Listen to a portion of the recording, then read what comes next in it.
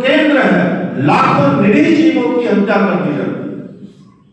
और यदि हम इस दंड व्यवस्था को, परमात्मा की न्याय व्यवस्था को ठीक ठीक जान ले, समझ ले, तो ना किसी के साथ में कोई फिर वैर होगा, ना द्रोह होगा, ना कहीं अनाचार होगा, ना कहीं अत्याचार होगा। कल्याण नाम सुख का ही तो है।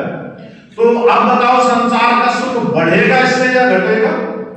यदि सभी आध्यात्मवाद को लेकर के चलेंगे, आध्यात्म का अर्थ केवल पूजा पाठ ही थोड़ा ही है। अध्यात्म का अर्थ है जीवन के प्रत्येक क्षेत्र में उस परम पिता परमात्मा की उपस्थिति का अनुभव करते हुए अपने प्रत्येक कर्म को उसी की आज्ञा के अनुकूल करना।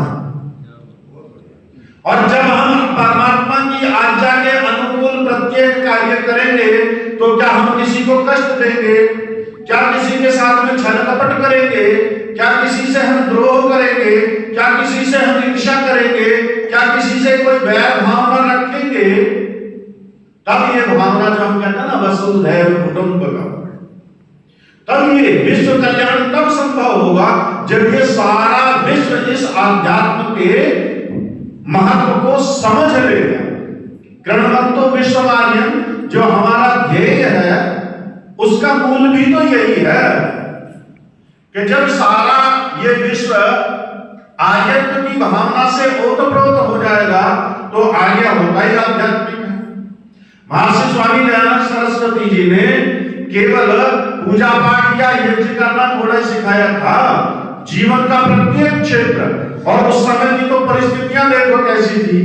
हमारा राष्ट्र जो परतंत्रता की बेड़ी में था, एक आध्यात्मिक व्यक्ति की ही देन है, जो आज हम स्वतंत्र होकर के अपने यज्ञादि अनुष्ठान कर रहे हैं, या हम इस प्रकार के मंचों से ऐसे हम कथाएं कर रहे हैं, भाषण कर रहे हैं, उद्बोधन कर रहे हैं, वरना तो बंद हो गए थे, सब प्रतिबंध लगा दिया था।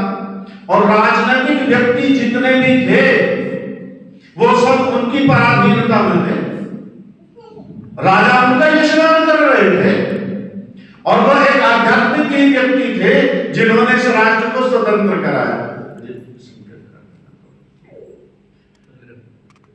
क्योंकि वो आत्मा को जानते थे, वो परमात्मा को जानते थे, और प्राणी मात्र का सुख कैसे बढ़ेगा उसका मार्ग केवल यही है।